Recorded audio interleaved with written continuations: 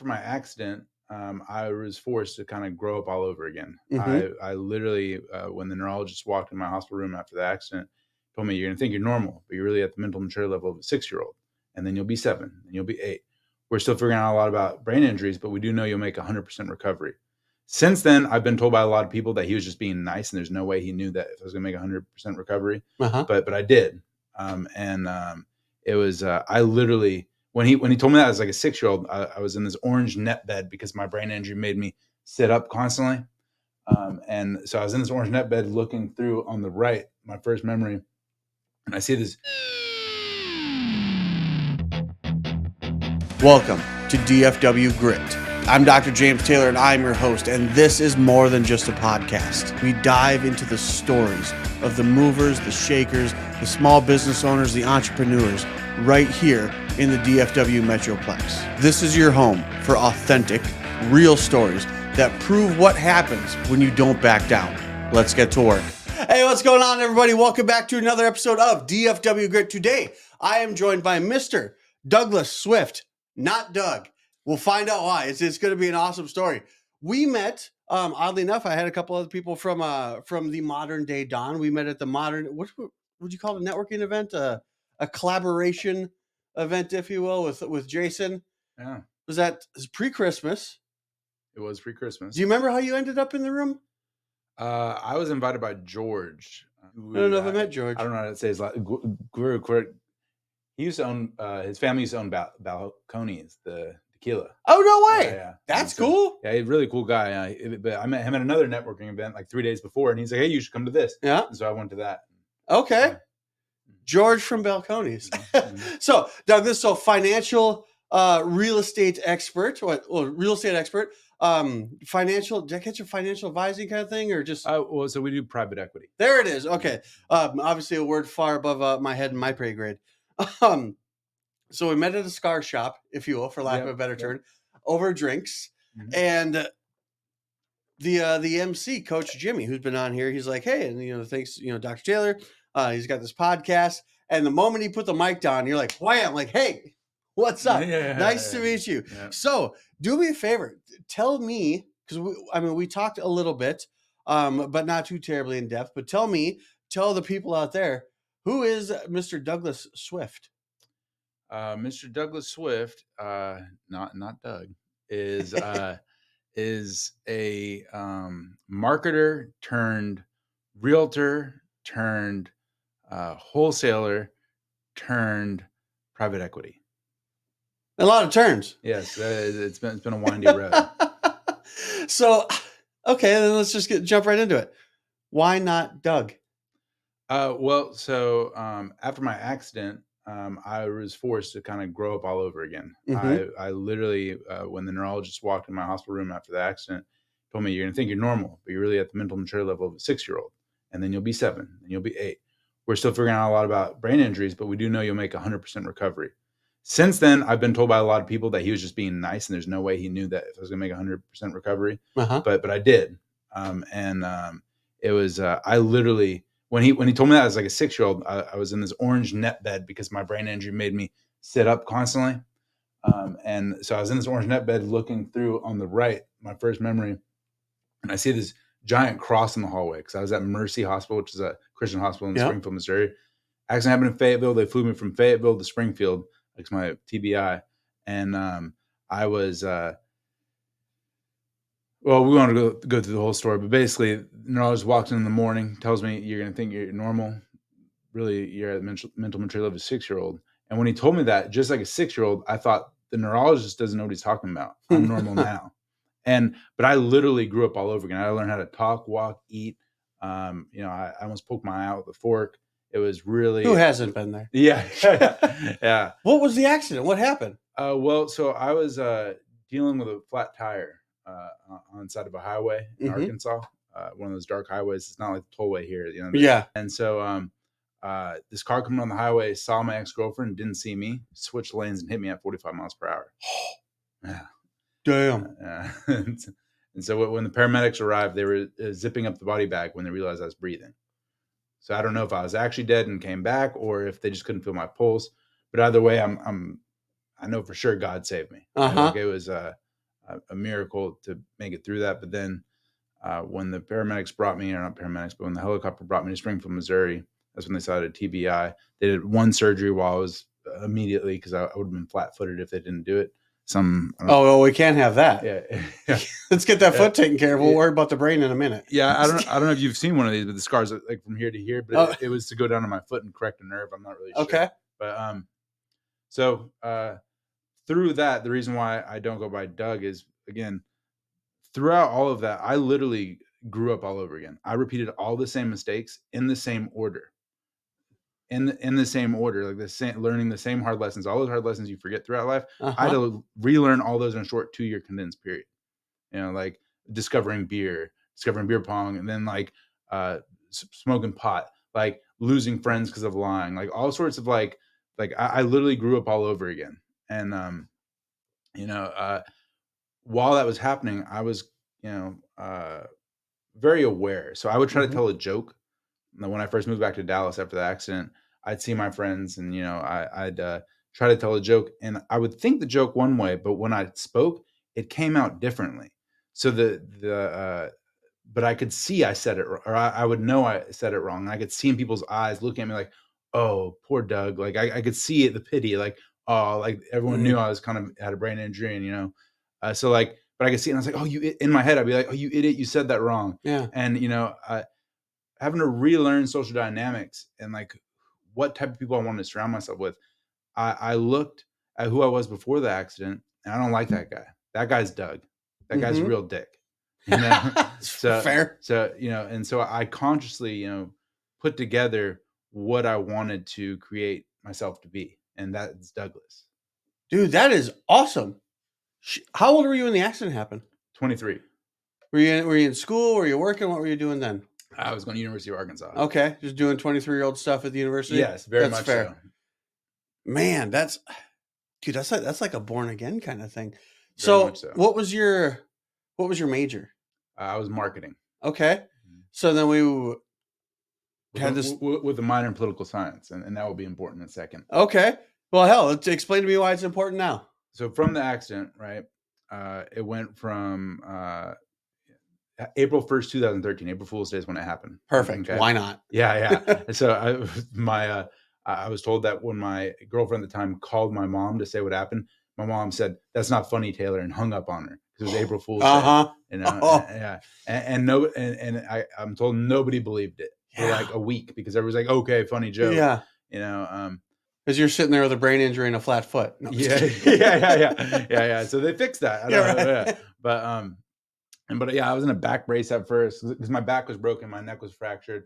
I had like about 5 torn ligaments, and the TBI was the biggest injury. Yeah. The political science, I had planned on going into politics since I was a little kid, and so at this point, I was doing really well in school. I did well in school before the accident, political science minor, and then I was getting ready for law school. And so accident happened. Tried to go back to school that September. Right. So having April 1st, that September, I went to a community college in Michigan. Very dumb of me. Neurologist said no. Everyone said no. But I was like, I'm going to go. Like, I need to get back to school. Well, yeah, you had the confidence of a 6-year-old. Exactly. I'm going to go back to school. I'm going to go to law school. I was determined. Went in the first class, sat there for 5 minutes, maybe 10, listening to the professor. And it like overwhelmed my cognitive ability to where I was like, I can't. I got up and I left. And so I dropped all my classes. Then I moved back to Dallas. Got a job with a family friend to be a pharmaceutical sales rep. That didn't go well at all because I was, again, a child. But then I moved back, and then I went to UNT. Ended up having to get a medical incomplete because, again, my brain injury, and my immaturity level. Because I literally was like playing beer pong. I was doing all the silly things you do in college, right? Yeah. With a brain injury. Yeah. So you can imagine it's a little dumb, right? And so, what was your excuse before the brain injury? Yeah. So that all was happening. Ended up having to get a medical incomplete because of the brain injury. Then at that point, my brother, my younger 5-year younger brother, kicked me out of the apartment we had together because of how foolish I was. I was literally growing up again, like partying and playing beer pong every day. Like it was crazy. It was very, very dumb. And so he ended up kicking me out. And that's why I said I had to learn a lot of hard lessons again, like where to value, family and friendships over partying and having a good time, right? Like it was very, a small one, but one of the many lessons, right? And so then I moved to Michigan with my dad, where for the first time in my life, I grew up with a father. The first time I grew up, my dad was very successful, had a very large company worldwide. He, well, we don't have to go on that, but basically He wasn't here in Dallas. He was here. We all lived here in Dallas. I grew up in Frisco, Okay. in Stonebriar. I don't know if you're familiar, but so we lived there, and he just traveled so much. Him and my mom were gone all the time. I didn't have a dad, right? And like any time we were always butted heads. I was a really spoiled little brat, and so like we really didn't get along. And so my entire life, like even though we talked, like it was never bad, right? We weren't close. Yeah, never really. It was superficial. Exactly. Yeah. But the second time around, I actually had a father. He drove overnight from like the accident happened April 1st. He was there April 2nd, and he stayed with me in the hospital for 3 months.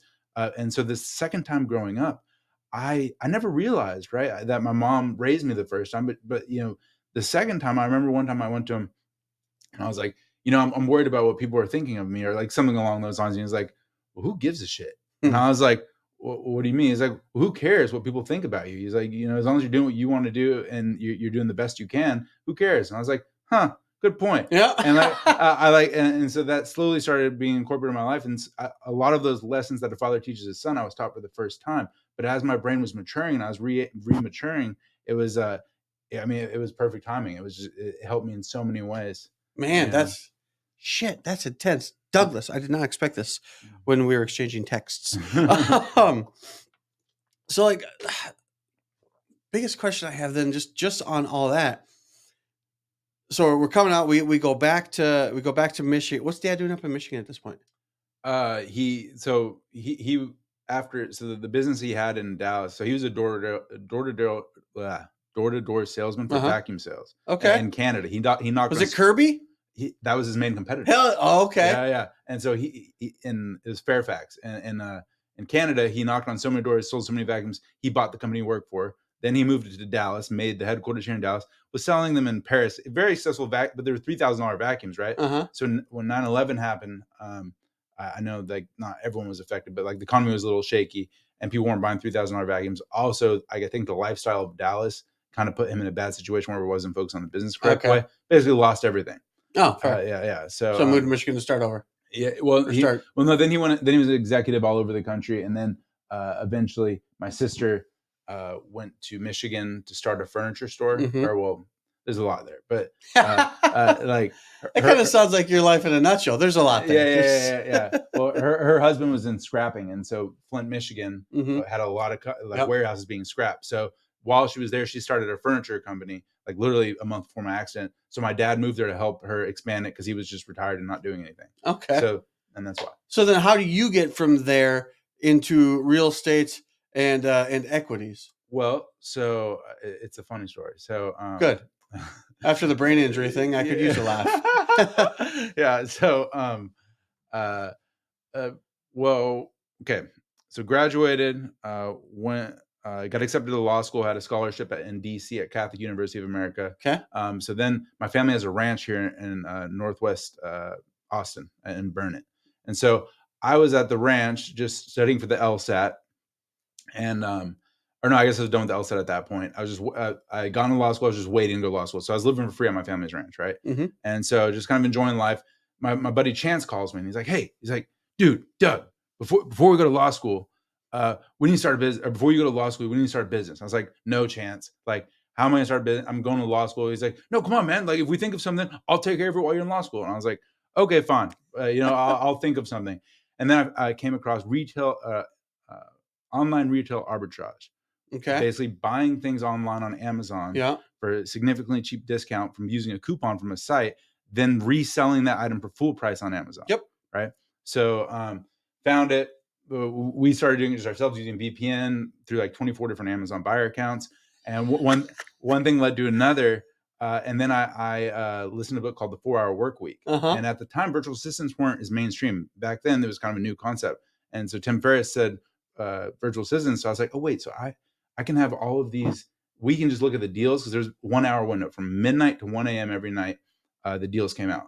So we didn't have time to look at all the deals and buy them because they ran out. So basically had like, I think it was like 30 different virtual assistants working for us at once, all going in and buying at the same time within 1 hour. Yeah. We did $150,000 in our first 3 months off of buying a few items, like not few, but like thousands of items per week, but for like 20 cents, 30 cents, and then selling for full price, $25, $30.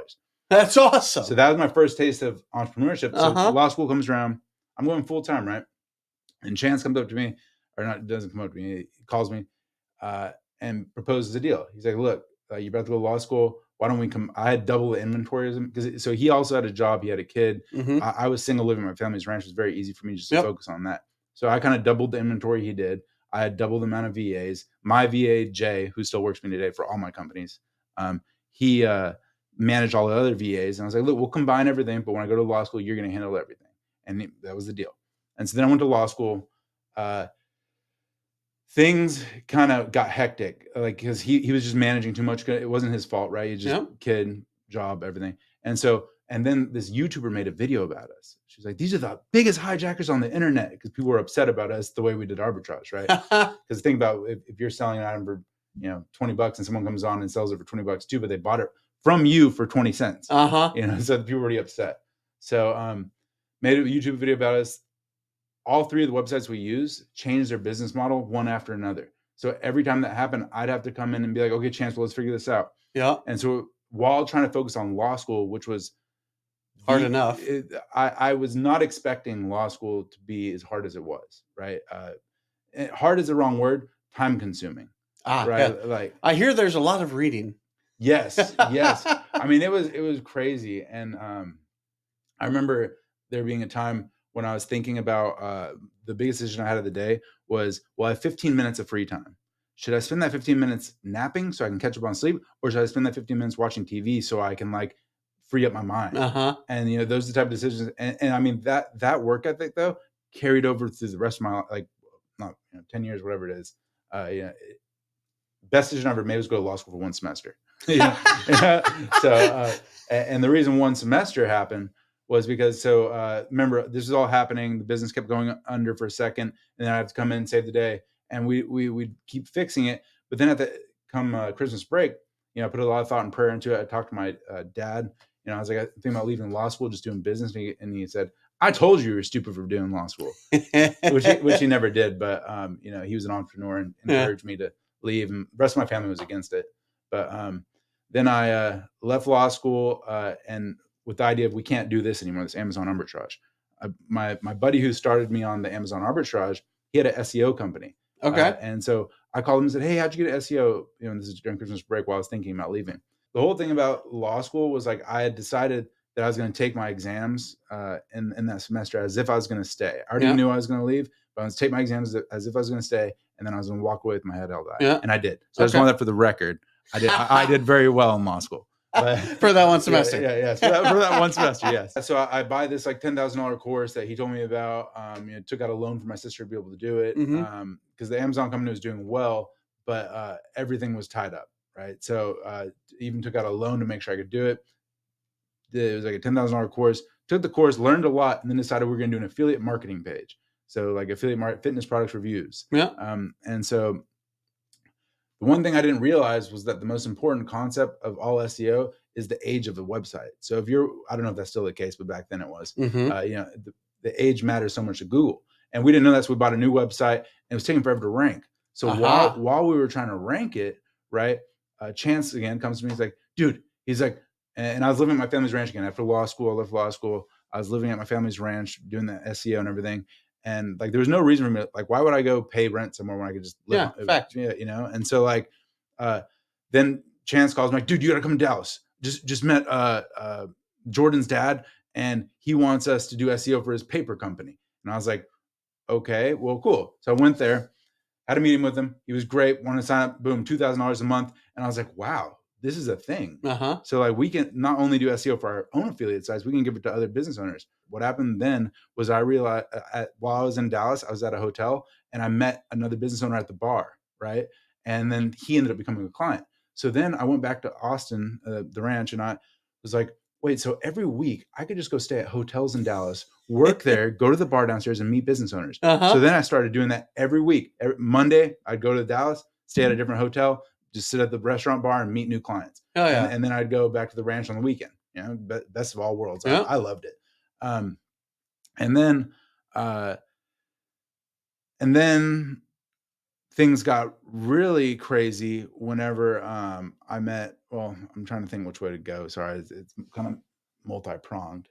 Kind of seems like a good chunk of your life is multi-pronged, my friend. Yeah. I don't know if has ever pointed that out to you before. No. Is Chance still in the picture? Oh, okay. So let's go there. Okay. So basically, me and Chance just kept on getting more clients. I met this guy named. Well, this is where we got to back up. So basically, I met Sharif, who ended up being an investor later that we'll get to shortly. Okay. But I kept on meeting all these clients, and then I was going to church in Austin. My friend had Collins went to school with me. He moved down here to work for Chip Roy's campaign, which I did in between law school and the next thing. So many things. But when he moved down, I went to law school, and then I came back, and he was still there working for Greg Abbott. And so then I was like, "Where do you go to church?" And he told me to go to church at Bethel. So Bethel is like a pretty big church across the country, and there's one in Austin. Went there, and so I had an hour of worship. It's new, strange thing. When I walked in, I thought everyone was on drugs because I don't know if you ever heard of like a spirit-filled church, but like people like talk in tongue and like really. And so like I walked in, I was like, Collins, this is not a normal church. These people are on drugs. This is Austin. I was like, welcome. This is Austin. Yeah. And so he's like, no, it's a spirit. And so long story short, I realized it wasn't people on drugs, and like I ended up loving it, and I ended up loving the church and going there every week. And that's whenever I saw them speaking prophetically over people, and I was like, hey, well, I'm really struggling on where I should go. Should I stay in Austin or go to Dallas? And they prayed over me. It would have behooved them to tell me to stay at Austin for my donation dollars, right? They said, you need to go to Dallas. And I was like, okay, where would I go to church? And then they said Upper Room Church in Dallas. And so then I went there the next week, fell in love, moved here a week later. Oh, shit. And so that's kind of what brought me back to Dallas, was that church, Upper Room Dallas. And so that's why I always feel it's important to say that, because I mean, that place is just magic. But so Chance. So then I moved back. Things are going extremely well. This is right before COVID. Then we had so when I left law school, right, we had an agreement of how the business would be divided. Yep. But then we grew this business together, and rightfully so. I understand in his mind we were back to 50-50 partners because we were both working so hard. Yep. And I get it, but I left law school for it, right? And we were best friends more than anything else, friends since high school. And then whenever our first investor came on board, this guy that I just met here in Dallas, he wanted to take on, like, he was going to give us, I think, $50,000 for 51% of the company. It was crazy. Yeah. So like, I wasn't going to do it, of course. Yeah. But when I talked to Chance about it, he's like, wait, so when we went back over the numbers, he was like, oh, so I'm only getting 30%. And it was like a big deal. And I didn't know this, that like he was so upset by it. He didn't really tell me. Right. But then Sharif called me while I was in Denver visiting our CBD client, who's a revenue share agreement. And he calls me, he goes, how are things going? I was like, things are great, man. Things are growing really fast. But we have this investor who wants to come in, blah, blah. He's like, and so I met this guy at the bar when I was doing those trips, right? Yep. And when I met him, he said, dude, I wish I would have met you before I sold my company. I sold, like, he didn't tell me the amount, but it's for tens of millions of dollars. He sold it and then started his own company. And we always just stayed in touch as friends. I was in Denver, and he said, I told him I was like, yeah, I'm thinking about taking this investor on, blah, blah. He's like, dude, that's a horrible deal. He's like, if you're looking for money, why wouldn't you have told me? I'm always looking to deploy capital. Yeah. And I was like, I didn't know. And he's like, sure, I'll fly in next week, see you in your office and everything. We're at the Shops Legacy. Okay. So again, Chance. That's where we're going. Okay. So Chance is there, right? And Sharif comes in. And so Sharif is like, he talks with me, and then he talks with Chance on his own. And Chance like shows him that he's upset. Like he like kind of did a few offhanded comments throughout the day, but then they had an alone thing, and basically told him, sit down with Sharif that night. And Sharif goes, sorry, man, I can't invest. He was going to give us $100,000 for 15% of the company, but then he decided to take it all away because he was like, I can't invest if the founders are at odds. And I was like, crap. I was like, okay. I didn't know the founders were at odds. Exactly. And so I was like, okay, well, then I guess I'm going to give him all my clients. And he's like, what? And I was like, yeah. I was like, because like I can do it again. I'm just going to go meet more people and get more clients. And he's like, huh, well, okay. Well, obviously the terms will be different since you don't even have any clients now. but let me think about what to do or what the offer change to, and I'll call you in the morning. So then go home, or I go tell Chance, he has all the clients, and he's like, okay, like kind of taken him back, but that's what, but then he didn't want the Denver client, the CBD clients, the revenue share agreement. We had zero revenue, so we were getting no money. And so he did not like them. While I was up there, though, after I see him, Brandon's dropping me off. That's the owner of the company. At my hotel, I was like, hey, where's somewhere good to eat? And he's like, hey, well, there's these two good places downtown, A and B. I said, okay, bring me to A. Brought me to A. I walk in and I said, and there's an hour-long wait. And I was like, nope, not sitting here. Yep. So then I go outside and I go, like, I literally did not look at my phone. God, bring me where I need to go. Picked a direction, started walking. What do I come across? Well, restaurant B. So then I go in restaurant B, and I'm sitting. I sit down in a chair, and I'm sitting there, and I'm like I knew I had to get up and go to the bar, and I literally was arguing with myself. I was like, no, I don't want to. I don't want to talk. I talk for a living. I'm sick of talking for this day. I go and sit at a bar, and then I sit next to these old people because I'm like, I want to talk to old people, right? And so then the food gets brought to the lady, put in front of her, and I go, that looks amazing. I couldn't help it. A little bit, my mom came out of me. And that's whenever the kind of conversation started. They were told, they asked about my accident and, how I got there. And then he said, let me ask you something, Douglas. Do you need money? My jaw almost dropped, right? Because it's unbelievable. I'm like, well, actually, I just had a second investor come in and he changed the deal. Oh, I never told you the deal. So Sharif changed it to went from 100,000 for 15% to 100,000 for 40%. Oh, okay. So, but it was still better than nothing, right? True. I had no clients. So, and then so I told Butch was his name at the bar that night. Of course, his name was Butch. Yeah, Butch and Janice, both very nice. Hell yeah. So then Butch said, do you need money? I explained what happened. And he goes, don't do it. I'll give you more. And I was like, okay. He's like, I want you to come to our house tomorrow on the way to the airport and we're going to talk. So in my mind, this is all kind of mind blowing to me, right? So I'm just like, okay, yeah, sure. Like I'll go by it. And then I have the Uber bring me to his house, and it's at this giant building downtown Denver. He's on the very penthouse floor. Of course he is. Overlooking the mountains. Butch would live nowhere else. Yes, it was so beautiful. So then I go up there, explain to them everything. I have no clients. I've given away. I'm totally honest. No clients, zero clients have this $0 revenue share agreement. And so then they said, okay. I walked away on the other side of their like penthouse glass walls. Everywhere was crazy. And they go back and sit down with them at the kitchen table, and they said, all right, Douglas, we'd like to make you an offer. $150,000 for 15% of the company. The original deal I had was Sharif, but even better. And I was like, oh, okay. Well, you mind if I think on it? Then I call Sharif at the airport. I'm just giddy. He's a friend, right? He's not an investor. I call him. I'm like, Sharif, you're not gonna believe what happened. And he's like, what? I was like, I just got 150. Explain the whole deal, and he goes, huh? Okay, well, I'm gonna have to think about this. I'll call you in the morning. Calls me back the next morning. Offers me the same 150,000 for 5% revenue share, 0% equity. So damn. Yeah. So then I call Butch back. Explain the deal. He says, Douglas, now let me see that contract because I want to make sure you're not getting ripped off. I sent him the contract Sharif sent me. He looked over, called me like, now Douglas, don't you change a word on that contract. It was written for you. There's literally no liability if anything bad happens. XYZ, take it. And he's like, but we'll match it. And so, so then I have two investors offering $150,000 for 5% revenue share, zero clients. Yeah, for a company that does nothing right now. Yeah, it was crazy. Does nothing, has nothing. It was nuts. Except it's got Douglas. Yeah. Fuck yeah, dude. It was crazy. It was crazy, And I forgot to mention, when Sharif told me that night, whenever I said to him, I'm going to give all my clients, and he's like, okay, well, everything's going to, change, but I'm going to offer you something. He goes, when I came here to invest in your company, I didn't come to invest in your company. I didn't come to invest in your office. I didn't come to invest in your employees. I came to invest in you. And, so let me think about it and I'll get back to you. And then that's when we get to everything I just mentioned. But, it really taught me something very valuable that I use today. When people are making investment decisions, they're not only making investment decisions based on the return or like what the opportunity is, right?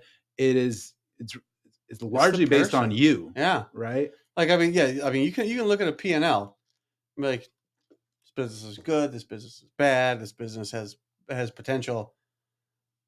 But you can get somebody like you to hand over a blank fucking P&L, basically. What is this? It's a blank sheet of paper. Yeah. No, it's my P&L. Yeah. It's blank. No, I know. Uh, Well, here's 150 grand. yeah. Dude, that's awesome. Well, so to answer your question about chance, so I had to say all that. Oh, shit. I forgot about chance. To give you okay. So through all of that, right, whenever I came back from that crazy trip with $150,000, again, I'm all happy. Chance is my friend. There's no bad blood at all. I'm like, cool, Chance, you take over all these clients. I'll go find new ones, blah, blah. When I came back, and I was just so happy, I told him about it. And he was like, dude, he's like, I can't do this without you. Like, can we work together? And so then we came up with an arrangement, and then we stayed partners, right? And so he stayed with me the whole time with that. But then, this is right before COVID, all of this happens. Okay, I'm talking about like February 2020. So I moved back to Dallas. Everything's going great. We have an office. Thank God we didn't sign a lease. It was $10,000 a month right before COVID. And so, but then I was laying in bed just thinking about, I have to do something besides work. Like all I do is work. So what could I do? And I was like, golf. And so I was like, where could I golf? And I was down the street from Stonebriar Country Club, which is where I grew up. So I was like, oh, Stonebriar. And so then I joined Stonebriar because I was flush with money at the time, right? And I was like, cool, going to join Stonebriar. And it was purely for relaxing, right? Yeah. Well, let me tell you what happened. So then COVID happened, got rid of our office. I started working from Stonebriar instead. COVID never happened at Stonebriar. I love that. There was never masks. There was never social distancing. Like, of course, some people did, but it wasn't required, right? And so, like, I basically made my entire life there because I was like, why would I go anywhere else? You know, like and so I was working there nonstop, meeting client after client. Oh, you do marketing? What do you do? And like, it was crazy. I 3x revenue in 2 months after COVID started. Nice. It was crazy. Thanks, Rona. Yeah. And so obviously, and Stonebriar. So we are accepting sponsorships. so I yeah, that's good. Through that, right, the business started growing. Tremendously. Sharif was happy, Chance was happy, I was happy, everyone was happy. But then that that summer, I went to Michigan, visit my sister, and while we were golfing, she said, "Well, if you're at Stonebriar and you're meeting all these, wealthy people who are becoming clients, why wouldn't you be a realtor?" And I was like, Joy, in my mind, sales is easy because my dad's sales. I'm sales. Sales is an easy thing. You can't make that much money. Very wrong, of course. But then she's like, well, think about it. You sell $1 million house, you get 3%, you make $30,000. I what? Yep. And then I looked up, bought my realtor course that night, didn't do anything for 6 months. December of that year, so we're in like 21. December of 21, a family friend in Burnett, Austin area, gets her realtor license, makes $100,000 her first month. I'm like, okay, so now I need to do this. But right before that happened, the marketing company started going under. I went on this vacation, lost 3 of our major clients, $30K in revenue a month, immediately, just gone. Shit. Okay. And so everything was kind of like alarming already. But then that realtor made $100,000 first month. I was like, okay, so that's the direction I want to go. Yeah. And so then that's when I decided to go to my family's ranch. I cut myself off from is a 6-month course. Cut myself off from the world for a week. Just I studied a lot. Yeah. Right? And so I finished the entire course in a week, took the test on the way back, passed, got home, called the same friend who introduced me to the SEO company. Yep. And he also gave me the Amazon idea. His name's David. He's been kind of like a best friend / mentor since high school. Right. And then I called him like, yeah, guess what? I'm getting my realtor's license, going to make a ton of money. And he's like, well, dude, like, why would you be a realtor? Why wouldn't you invest and buy and sell homes? I was like, I don't have money for that, David. He's like, well, no, have you ever heard of wholesaling? And I was like, no, what's that? Anyways, another course, bought the course, had a mentor. And so then I used my marketing company to find me off-market properties at a time when that was the hottest commodity. Think 2021, seller's market, right? And so that's whenever I got my first home, talked to the person on the phone, set up my own system, and basically set up an appointment. Then I brought my mentor with me. Went to it. You wanted full market value, seller's market, you could get it. My mentor says, so I mean, we're getting on the timing. I need you to land this plane. Now I'm concerned about Chance because he brought it back up because I forgot about him. Okay. So during that time, during that time at the club, right, I realized that the company was going under. Yeah. This is like January of 22. So I'm like, Chance, look, man, he came to me and he was like, dude, we need to create a landscaping site because my dad had a landscaping company and we can get it ranked real easy, make a ton of money. I was like, Chance, I want nothing to do with the landscaping company. But look, man, you just focus, like I'll focus on the marketing company. You just focus on building that site and building a business. And then I can bring it to Butch, the investors. I can bring it to the investors, get you multiple bids. And so he built a business plan. This guy's really smart. Built a business plan. For me to present to Bush, I looked over, I was like, this isn't enough. And then he kept on building on it, but it was never enough. So then he just started incorporating what he did in his business plan into action. First month did 100K in revenue.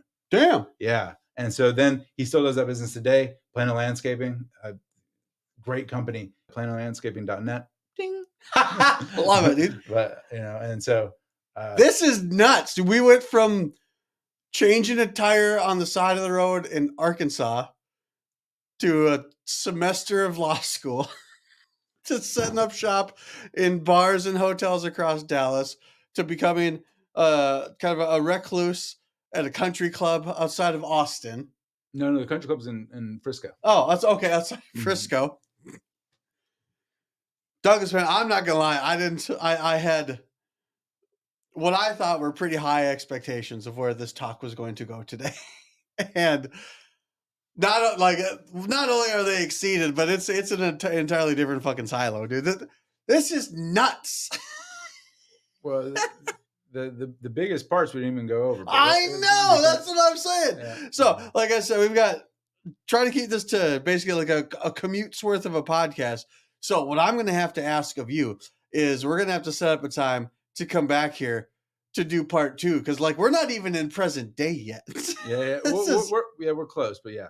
This is, but the way that you could spin a story and then spin a yarn. Another time for sure. Yeah, I think present day is going to be fucking intense, dude. I didn't expect this. Man, it's crazy, and all because Coach Jimmy said, "Hey, this guy's got a podcast," and I had a cigar in my hand, and you had a drink in yours, and you came up and introduced yourself. Yeah. Back to what you said. This whole thing started, dude. It's not about, just like the investors. It's not about what's on the paper. It's about the person presenting the paper. Mm-hmm. Dude, I'm glad you came up and said hi. This is awesome. Again, I told you before, like we're 70, 80 episodes in. Sure. This was a wild. This is the least I've ever spoke, I think. Oh, I'm sorry. No, I mean that in the best of ways. This was fucking wild. I can't wait for part 2. Real quick, even though we didn't quite really get into it, where can people find you? If you want to be found, even we didn't even get to that part of the story. I don't even know we want to be found. People can find me on LinkedIn, Douglas Swift, or email me. My email's on LinkedIn, so reach out that way. Hell yeah, dude! That's again, this is so far departed from any interview I've done or any expectation I have. And again, I say that in the best way. This was fantastic. I say this at the end of every episode, but I don't know if it's been more true than it is now. You will learn more here by accident than elsewhere by design. So you guys like, share, follow DFW. I forgot the name of the fucking show. DFW Grit. Douglas, dude, I appreciate the time. I really hope we can do this again. All right. Shit, this was fun. This was awesome. You guys, we'll catch you on the next one. We'll see you later.